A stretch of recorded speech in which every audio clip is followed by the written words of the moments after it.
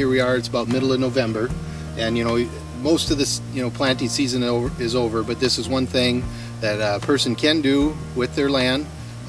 It's a nice time of year to do it. It's actually an easy time of year to do some planting, and we'll go out and we're going to clear some brush, clear some trees, and put down some seed. All right, you want to just kind of share what we're going to do with everything here? Yeah, I chose this spot because it didn't have a lot of large trees in it, mostly small trees that you can take off close to the ground, and then with the tree cover and the brush cover, there's not a lot of vegetation on the ground for the clover to compete with, so we can work it up and get a good job, and the clover will be able to come in next spring, get a good jump start before some of the other grasses and things that would normally be in an area that gets more sunlight.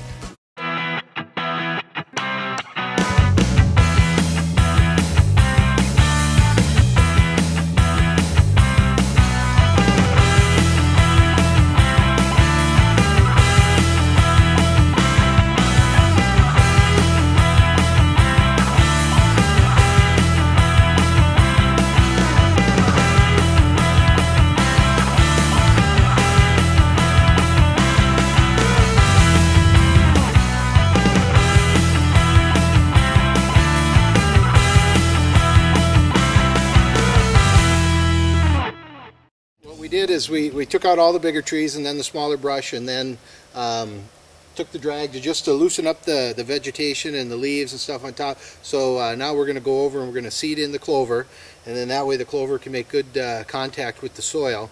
And then over the winter, the snow and the rain and stuff is going to push that clover down into the soil.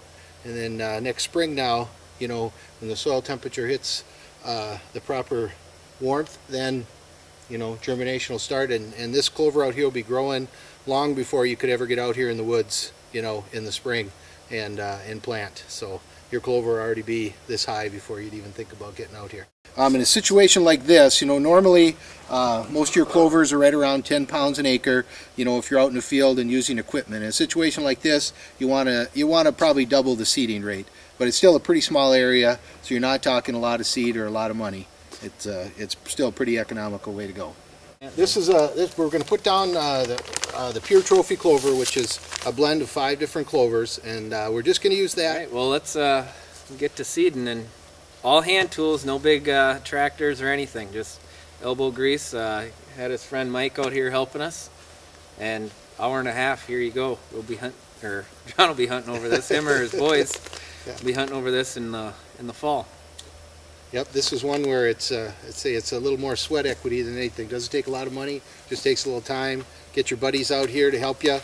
This is an ideal time of year because we're right in deer hunting season, so you can kind of get a good idea how the wood's laid out, open spots, funnel spots.